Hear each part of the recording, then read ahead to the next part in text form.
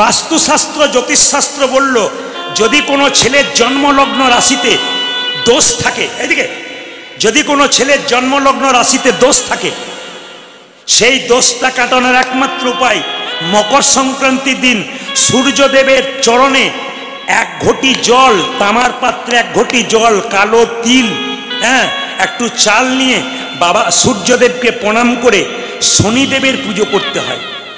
শনিদেবের প্রিয় জিনিস কাউকে দান করলে আপনার ছেলের লগ্ন রাশিতে যে খারাপ ছিল অবস্থা, সেটা সুন্দর হয়ে যায়। প্রমাণ দেখে নিন, এই যে তাকাবেন। যদি কারো শনি দেবতার অসুস্থতা আছে, অনেকের ভালো কাজ হচ্ছে না, হওয়া কাজ হচ্ছে না, হচ্ছে না, তারা জেনে নিন ওই দিন কি করবেন। শনিবার দিন শনি দেবতার পুজো করতে হয়।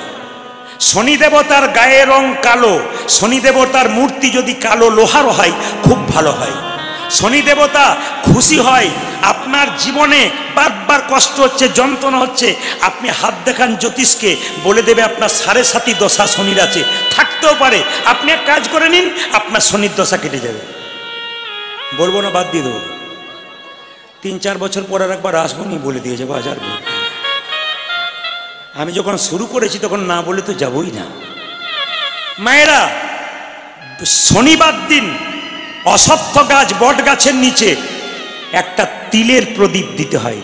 তেলের প্রদীপ, সর্ষের তেলের প্রদীপ দিতে হয়। নিয়ে অশ্বত্থ গাছে জল ঢেলে তার চারিদিকে 3 বার হরে কৃষ্ণ নাম করে ঘুরে দেবেন, শনির দশা কেটে যাবে। আপনার ছেলের লগ্ন রাশিতে শনির দশা কেটে যাবে। সেই শনিবার দিন ঝাঁটা কিনতে হয়। এটা কে বলছে? আমি বলি নাই, বাস্তুশাস্ত্র বলছে। আবার জেনে নিন, পরম প্রেমময় অনুকূল ঠাকুরের বাণী, আমার নয়। অনুকূল ঠাকুর বললেন, ঝাড়ু, এইদিকে বাড়িতে ঝাঁটা যে থাকে না, এক সময় দেখবেন কীর্তনের বহুজন আরম্ভ করেছিল, ঝাঁটা কোথায় রাখতে হয়। অসভ্য লোক এগুলো। কেন বলুন তো? পড়াশুনো করে না। পড়তে হবে ভাই, বড় বড় মহাপুরুষদের কথা পড়তে হবে, তারপর বলবে। না জেনে বলবে কেন? জেনে বলো, তবে তো তুমি জ্ঞানী, বুঝবো তুমি কত বড় পণ্ডিত। আগে পড়তে শেখো।